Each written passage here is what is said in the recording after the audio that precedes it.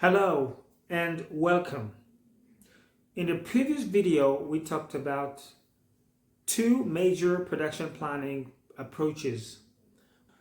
The first one was the make to order, and the second one was the make to stock. In the make to order, the company will produce based on the customer's demand. In the make to order approach, the organization will organize production activities around the customer's requirements and specifications, which means producing the items that fits all the features and requirements and expectations of a customer. On the other hand, the make to stock approach emphasizes on producing the items and keeping them in stock, so that whenever the customer places an order, there is a stock readily available to meet the customer's demand. Today's chapter is about purchasing planning. Now, what is purchasing planning? Purchasing planning is the process of determining the requirements and procuring of goods and services that the company needs in order to start production activities. It comprises the systematic analysis of material and service requirements, the definition of a purchasing strategy, and of course the coordination of orders. The aim of purchasing planning is to ensure the security of supply, to optimize cost, and increase the efficiency of supply operations.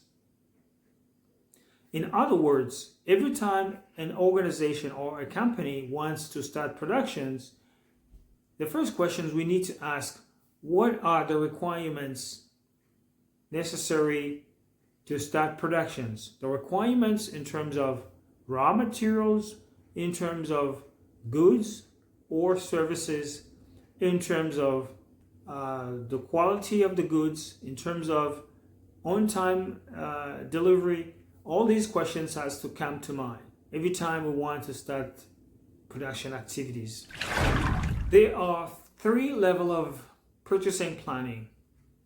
One is the strategic planning, the other is the tactic planning, and the operational planning. In today's video, we are not going to talk about the strategic planning and the tactical planning. Our focus will be on operational planning.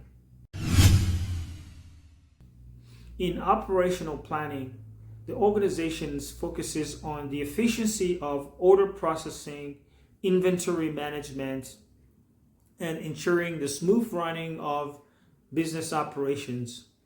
In other words, if you work in the operational level of purchasing planning, your main task will be to ensure efficiency of order processing, as well as the efficient management of inventory in order to avoid overstock or to avoid production disruptions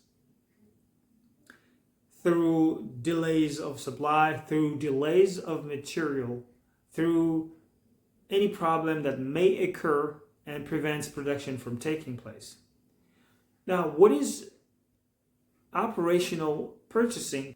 Operational purchasing is referred to as the actual day-to-day procurement of goods and services necessary to maintain the ongoing operational functions of an organization.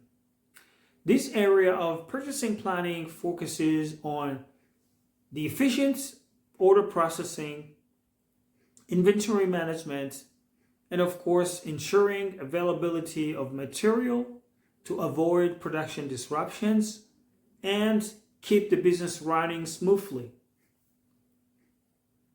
Now let's look at the three components one by one and see what they mean. By efficient order processing, we mean the ability of the supply team or the procurement team to process customers' demand, either in forms of sales order or in terms of internal customer requirements. The supply departments or the procurement departments should be able to process orders in the most efficient way and effective way so that we place orders to our suppliers and we make sure that the suppliers acknowledge receipt of orders and do follow up, make follow up with the suppliers to ensure on time delivery of the materials as requested in terms of quantity, in terms of price, in terms of payment terms, in terms of delivery, in terms of quality and reliability. Okay, so this is what we mean by efficient processing of orders. Let's look at inventory management.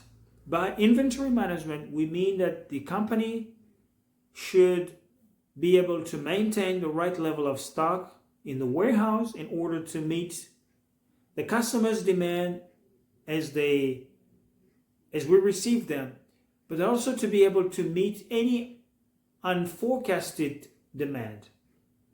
What do I mean by unforecasted demand? Well, the stock level is basically calculated based on sales forecast. Based on the level of forecast, we will be able to maintain a certain level of stock. Now, sometimes the forecast comes with errors. The forecast may not be as correct as we may expect. Sometimes we may sell more than we forecasted, more than we expected, or we may sell less than we expected. So anything in between is called any unexpected, is called unexpected forecast, unexpected demand. So if suppose we forecasted to sell, let's say 20 pieces of apples. So we are a business and we sell organic apples, and every day we forecast to sell 20 pieces of apples. Now, at the end of the day, it happens that we have sold 25 apples.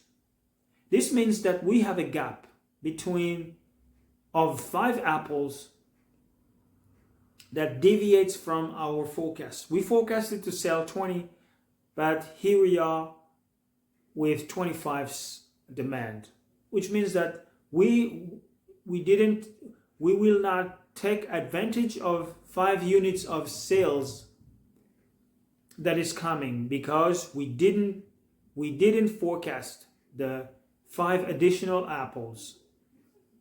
So this is a missed sales. So basically companies don't want to have missed sales. We always want to make sure that whenever a customer places a demand, we have what it takes to meet the customer's demand. On the contrary, let's suppose we forecasted to sell 20 pieces of apples, and it happens that we have only sold 15. Which means that we have 5 apples sitting in store, sitting in a warehouse.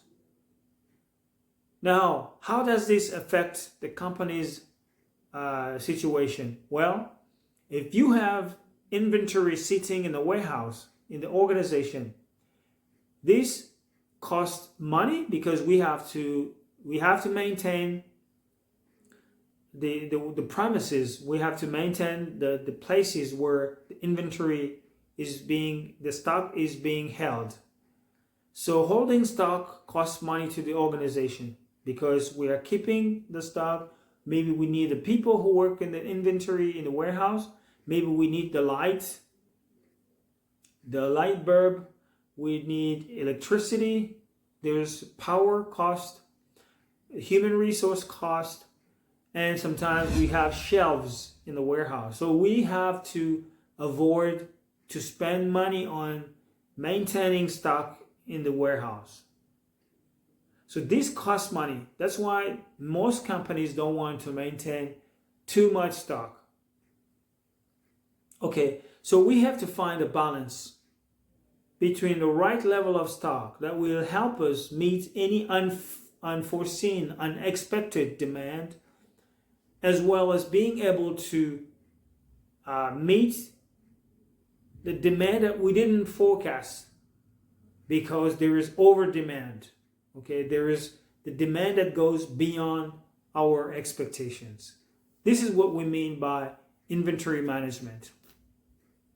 And finally, making sure that the goods is available to ensure the availability of goods and avoid production disruptions.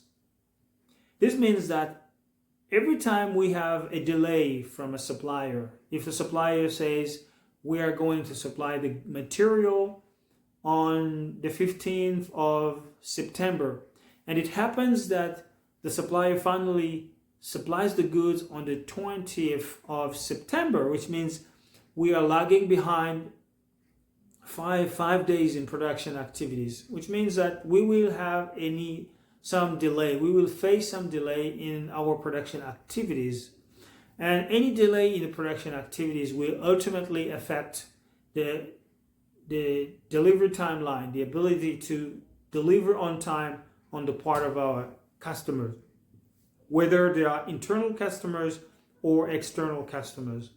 So we always have to make sure that as we deal with suppliers, as we negotiate with suppliers, as we follow up with suppliers, to make sure that the supplier really guarantee the on-time delivery of goods at the right time expected.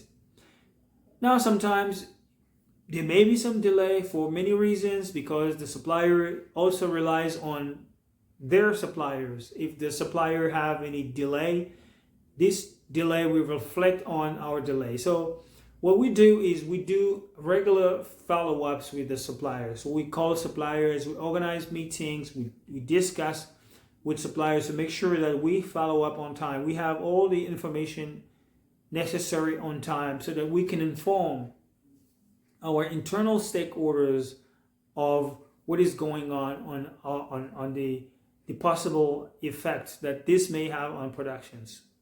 That is where production